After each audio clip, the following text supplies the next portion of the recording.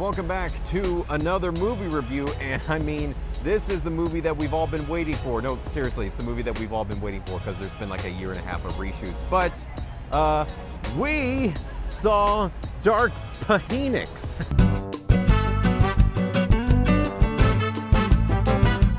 Yes, and I'm Ursa Morrison. This is my guest, Jamie Sono. And so, since you are my guest, Jamie, what did you think of Dark Phoenix? Honestly, I gotta say, everything that led to all the previous movies from that came to about with the Dark Phoenix, I like it. I gotta say, it was a great movie. You know, Magneto's badass. That's all I gotta say. I got my Magneto fix. I was happy about that. All the reviews and everything like that came out, and they were kind of bashing it or whatever. But I kind of have to agree. I did like it. I think the one huge thing that was lacking was the villain in this movie because she just looks albino. No, Jessica Chastain. She does a great job, but she does. It was very stock villain-esque because they had like lines in the movie where it was like your emotions make you weak, and it was like what there's a primitive human and stuff. I was just like, oh, this is such stock writing, but I didn't feel like Magneto was in it enough. No, it wasn't. No, but you still got your fix. I got my fix because the last scene. Finally got to see Magneto as Magneto. Yeah. But as per se, you know, I got my fix with that. I feel like kind of everyone had their sort of Captain America lifting Mjolnir moment in a way. Like one of my favorite parts is like Nightcrawler finally becoming a badass as well. Because that was badass. Yeah, because the whole but we just keep saying badass. Badass. But yeah, because in Apocalypse he was just like, I'm just gonna teleport you here and I'm gonna stay on the sidelines. But this time he actually got like actually pissed. And yeah, did the moves that you see in the comic books and seen in the animated series and stuff like that. So he finally, the character kind of came to fruition in that sense. But if you are a big Quicksilver fan, this movie will please you beyond belief. He's in it the whole time. No kidding. No, he's in it for like. It was definitely apparent that they could not get what was his name? The guy, the actor. Evan Peters. Yeah. That they could not get Evan Peters for the reshoots. I gotta say, all the actors and actresses in there did a pretty good job. Chastain again. I mean.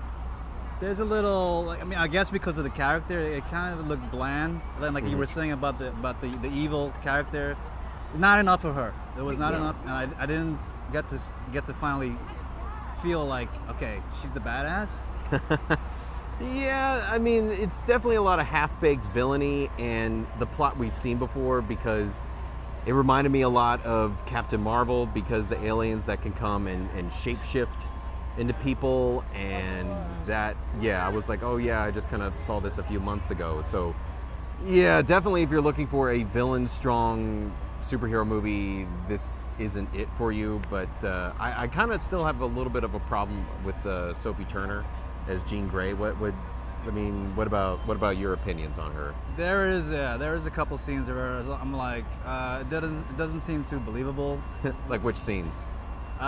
Where it's like, okay, she came just to see her dad, and then all of a sudden there's no pictures of her, and then it's just like, blah, blah, blah, I'm gonna just, I was like, what? Oh, you thought it like escalated too quickly? Yeah, it escalated too quick. I wanted to see some kind of, it just went right, okay, where's pictures of me? You know, you missed me. Did you really miss me?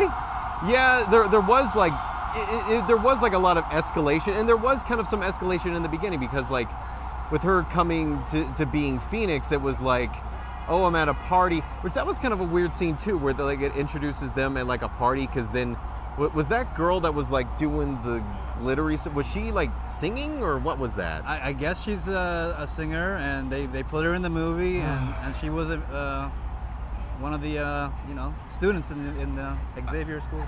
Listen, if it ain't Powerline from Goofy movie, I don't want to see that crap, all right? Stop shoving singers into movies unneededly. I don't even know, but yeah, like all of a sudden she was, spinning orbs and stuff like that, but you literally have to watch the movie in order to get the context. But I thought that escalated too quickly, where it was like, oh, now I'm Phoenix all of a sudden, where literally goes from her, getting the solar flare in space, or what we think is a solar flare. Yeah. And then all of a sudden, becomes enveloped, and then like the next scene they're at the party, and Yeah, I thought there could have been like one or two more scenes, or do you think that was kind of handled well?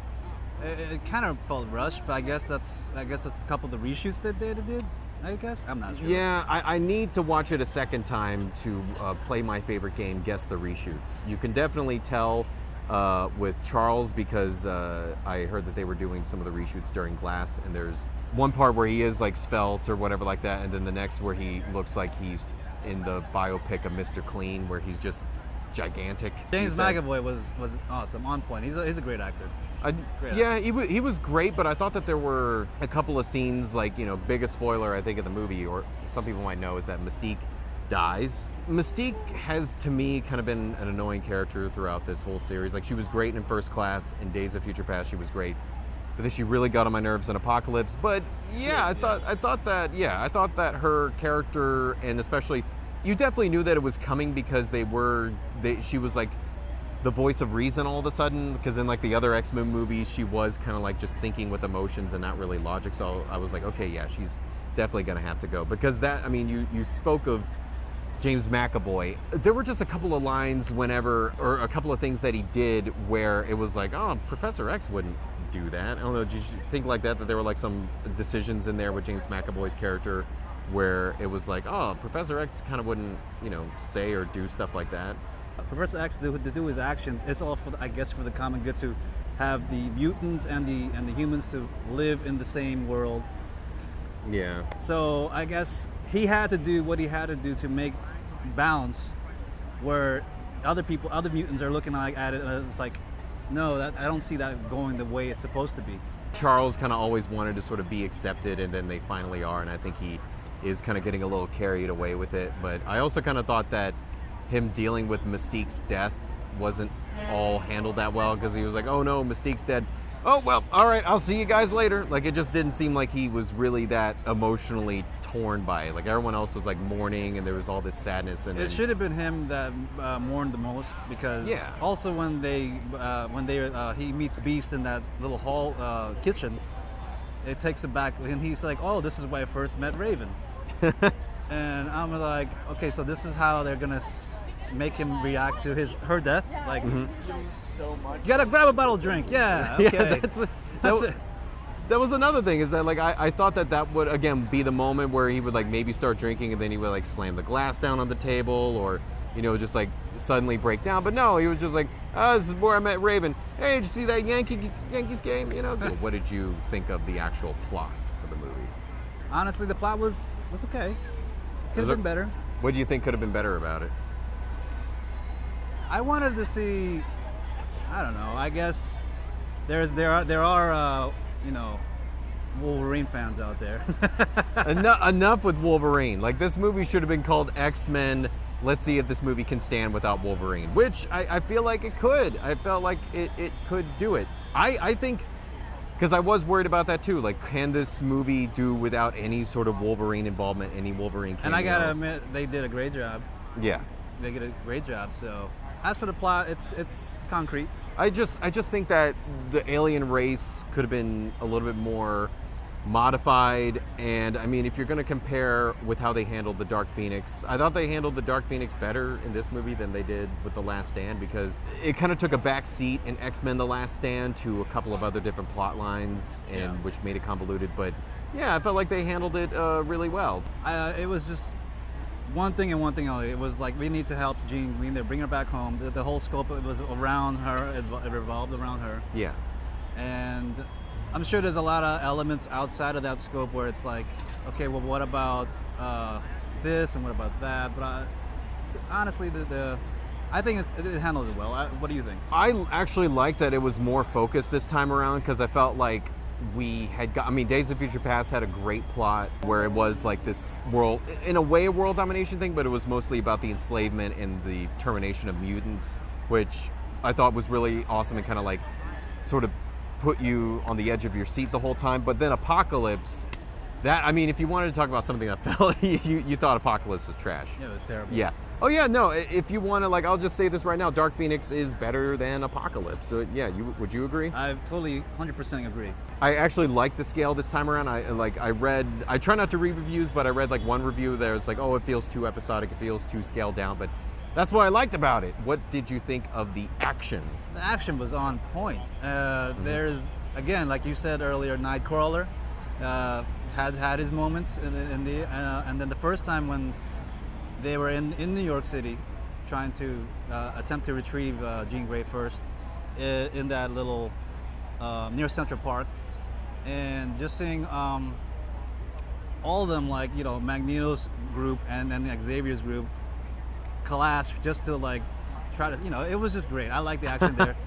No, you were like, I'm gonna explain, but then I was like, no, it was just awesome. No, I liked it too. I actually, I don't know, this might be blaspheming, but since, you know, Endgame didn't come out too long ago, I feel like that some of the action scenes in this kind of, they kind of were better than Endgame. Yeah. But I think also they did a lot more practical effects. I think they did a lot more wire work. Did you notice that? Lots of wire work. Yeah, and I kind of feel like that with Marvel, it's like we'll just CGI it in post. Like that's what they're all about, is, you know, Captain CGI in post. If you are looking for more of a hands-on superhero movie that I think actually kind of takes pride in, or should I say kitty pride? No, but it takes pride in like action and everything, and they just don't rely on, you know, people in a room, you know, rendering and everything like that, then yeah, this would definitely do. So you also thought the CGI was great? CGI was great, yes. There's a couple of parts where Jean Grey, when she's turning, I was like, that's a bit, it could do a little bit better, but I accepted it. Yeah, when she was like breaking out, yes, acne and stuff. But actually, you did remind me of a scene that kind of like made me chuckle. It was like whenever she's like knocked out and she's in bed, and like Professor X is like trying to get into her mind, but like the shots are just like of her like like that, and I was just like, that must have been so weird to shoot. Yeah. And it was like, just act like you're trying to hold in a fart in bed. Just do that, Sophie. Pretty much. Oh yeah, no, it was like, but and then she's like, get out of my head. She said, get out of my head, and I was thinking of. That's what I was thinking. That's exactly what I thought of. Yeah, maybe that, because I mean, like, you know, this movie has a lot of parallels to The Last Stand, obviously, and obviously in The Last Stand there is that infamous Juggernaut scene where they quote that YouTube video. So maybe this was a slight salute. Pay homage, pay homage. Yeah. So Jamie, any final thoughts on the movie? If you are a big X-Men fan and you read the comics, go see this movie. I like the movie. I love the movie, actually. Whoa. What is your rating out of 5? 4.5. 4.5. Wow. I feel like once we're gonna upload this, there's gonna be a lot of hate. I'm already feeling heat radiating from my camera. I thought the villain plot was very plain, very basic, and there was some very cheesy stock lines, but because that there was a lot of character emotion and a lot of personalization for once that we missed a lot in Apocalypse, I'm gonna give it 3 out of 5 stars. Wait, before you go. Now, normally I don't do this, usually when I give my rating, that's my final answer and everything, but after thinking about the movie a little bit more, there is a couple of things that I thought of that is unfortunately going to have to slash half a star off the movie, and I'll tell you what they are. Well, first off, if you've seen the end of Apocalypse, you know that they kind of hint at the Phoenix, you know, Jean Grey's eyes become all fiery and stuff. So it didn't make any sense in this film for them not to kind of pick up on that. It was almost like they started afresh, like that Phoenix thing didn't happen in the last movie, and I just thought that was kind of really bad writing. And the second thing is that at the end of the movie, when Jean Grey dies, even though they kind of hint that she's still alive, they renamed the school after her, and I was just thinking like, oh, so that's kind of a slap in the face for Mystique. Like, she's been there, she's literally a part of the first class. It would make more sense for them to name the school after her. What's her legacy? I guess a sappy speech at a graveside service by Charles. Yeah, I'm gonna have to slash half a star off of this. My official rating is 2.5 out of 5 stars. Now back to your regularly scheduled ending. But anyway, guys, that is our review, so go ahead and subscribe to the YouTube channel, comment down below if you've seen the movie, whether or not, but again, why would you watch this review if you haven't even seen the movie yet? But then also like the Facebook page, and we now have an Instagram, so definitely check that out. But anyway, guys, I have been Mercer Morrison. Jamie Sono. See you later.